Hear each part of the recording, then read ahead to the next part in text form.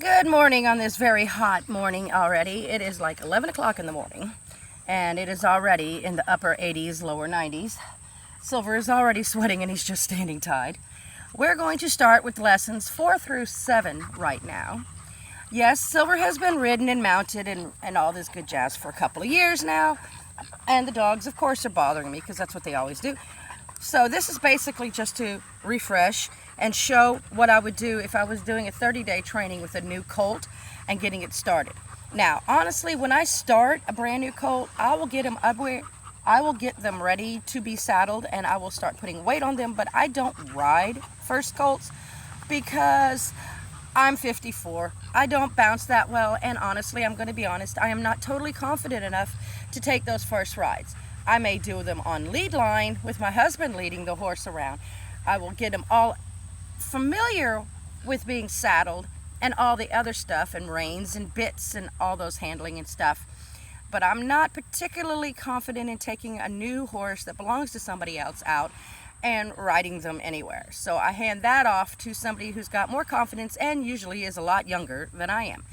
But today, what I'm going to do is I'm going to tack up Silver, do the mounting. Since I am 54 and I have a back injury, I'm not going to be able to do the jumping on the sides like I normally do with a young colt to get them used to a young person mounting them from the ground.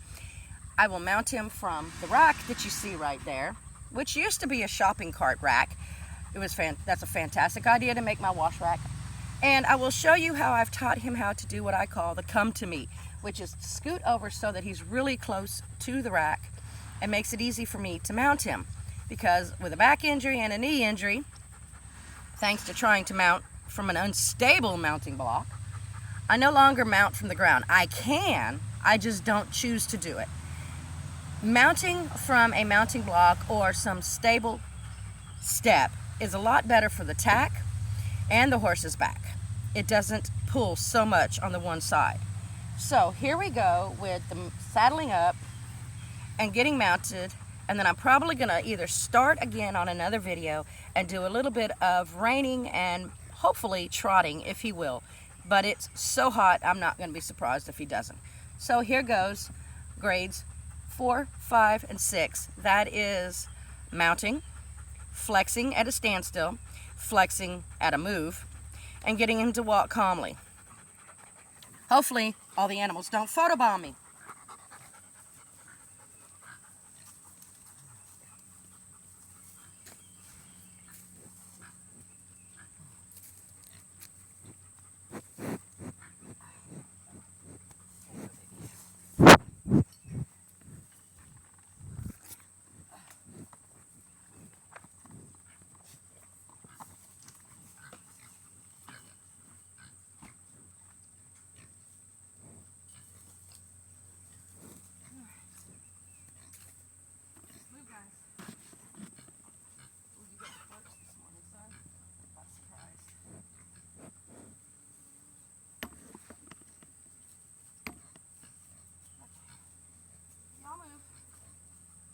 Venus, don't knock that over, please.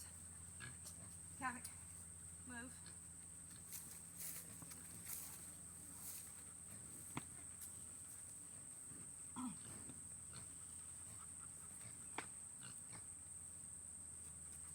Yes, I've taken off the traditional leathers and fenders on a Western saddle and put English leathers on because my legs are so short and my butt is so big that I can't get stirrups short enough with the fenders. So I took off the fenders and I switched to leathers from an English saddle with Western stirrups, which works fine. Silver has a tendency to suck up, so I normally just tighten up the girth a little, pull it taut, leave it. All I do is bridle, which I'm going to be honest, he's not the most willing to put the bridle on. Every now and then he will be the sweetheart and drop his head like I would love him to do. Hello, Venus. No horning me, Venus. Hello, my cow. But he doesn't normally my horse. It doesn't bother me. People say I'm doing it wrong. Well, whatever. Maybe. But silver's not going to be going anywhere unless something happens to me. So I cheat. I do what works for us. I stand on his lead rope, keep his head down, and then I tack him up. I'm riding him on a simple curb. No, it doesn't have a curb strap on it.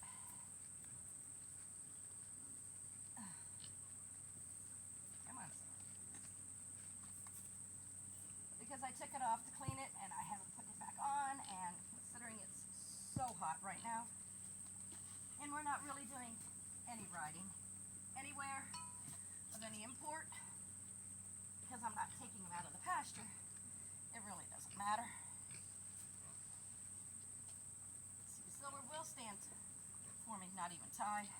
I just kind of lie to him because it makes it easier for me to reach the rope when I get on. Keeps it out of my way. Yes, everybody does things differently, and supposedly there is a correct way to do things, and I'm probably not doing it what some would call the correct way.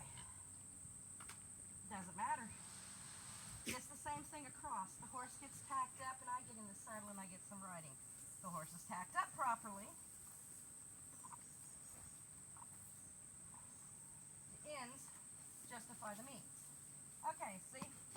Tacking up is fine. So what you want to do when you first get them tacked is you jerk on the saddle, you flap the stirrups, you do a little bit of smacking around on it, smack his butt. You pray the cow doesn't put a horn in his butt.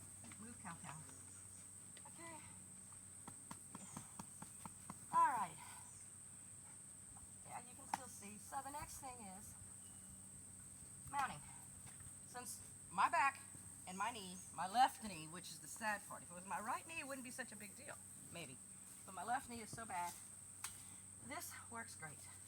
So now, see how he's standing crooked and his butt's farther out than his shoulder? So what I do is I'll get up on here and then I tap him on his butt. Come over. And he steps over and aligns himself, which makes life so easy for an old man.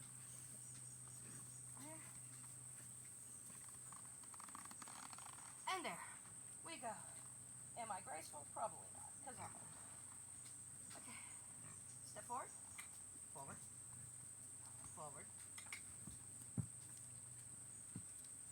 Okay. Now,